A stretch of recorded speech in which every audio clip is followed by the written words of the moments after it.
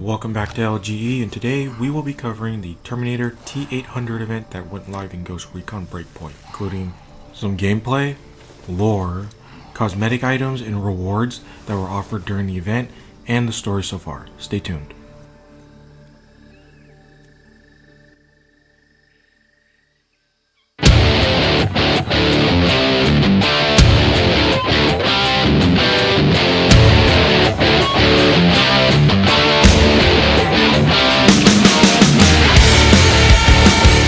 Welcome back to LG people, where today we will be talking about Ghost Recon Breakpoint's Terminator T-800 event. Get to the chopper! No, not that one.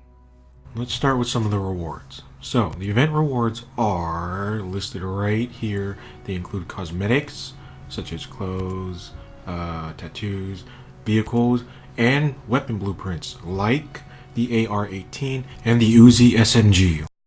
But the main reward you will obtain here is the MK14 Termination DMR Railgun. This gun is capable and the only thing capable of taking down Terminators. So, unless you have this gun, then the furthest you'll get a Terminator to is critical health, and then after that, you can't do anything except run away. Use of this weapon in PvP, because it's a DMR, is limited to scope only. As you play the event, you'll unlock modifications for it. Up to 2 different modifications for the weapon itself. But when you play this in PvP, you're only going to be able to use this scoped in. Okay, now let's dive into a little bit of the lore and what the Terminators are even doing here in Ghost Recon on Aurora. So, you find out about a disturbance of some lady who took down 2 unmanned drones on her own. Her name being Rosa Aldwin. After you find that out, you go and find her. Here she is right here. Rosa had jumped from the future and into the past to find Nomad and deliver the railgun to him in order to defeat Terminators, because the Terminators were sent from the future into this time point due to the fact that Aurora was the place manufacturing weapons to defeat them. So basically, Jay Skell had been making weapons for the Resistance that were actually doing something. So the Terminators decided to jump back and kill him. When Rosa finds Nomad, you then go with her to her workshop, and then that's where the railgun's found. Of course, before any of that part happens about getting the railgun, a Terminator shows up. All these missions take place where you have to defeat a Terminator, do an objective, take on a Terminator. There are actually a few references to the movie, aside from the fact that T-800 is a walking reference in his own. Your job at this point then becomes to take down each Terminator. And as you do that, you start getting rewards for doing so.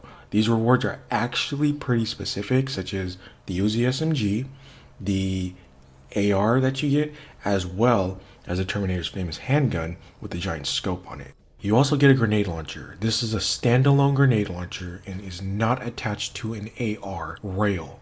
In fact, it will take up one of your weapon slots.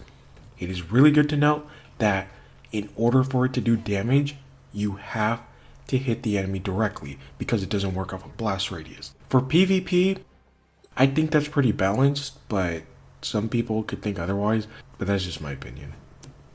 Also too, it is stated that this reality that's happening right now with Ghost Recon and Terminator is just one of many realities in the Terminator universe. So technically it's related to the actual movies, but it's more of a possibility.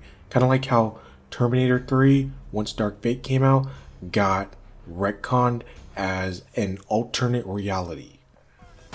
Alright, let's talk a little bit about the gameplay. So, the first thing to keep in mind is that in order to defeat Terminators, you need to shoot them with the railgun in the chest. They have 2 health bars. First health bar is a giant blue one, and then after that blue one is a red health bar that can only be depleted to 0 when you hit them in the chest with the railgun. You can also use explosives as well in order to stun them and knock them down, or if enough were used, it'll just straight up remove the blue health bar and even drop them down to critical health on the red health bar, making them easy to finish off. Overall, I enjoyed this crossover event a lot, actually. I mean, you got to take on Terminator, which was one of my favorite movies growing up as a kid. I wish more games would do this, but probably because of the fact that the copyright and red tape just to do something like this must be such a pain to do. One of my favorite parts of this event was escaping the robot factory, which when you do so, you get a grenade launcher. With that, I'm going to wrap it here, but thank you for watching the video. I want to give a thank you to Creepy Taco, also to Godsend, who was in the video with me, as well as Art Intel. Thank you guys. If you enjoyed the video, be sure to like and subscribe to our YouTube channel. A link to our social media networks will be in the description below. Until next time.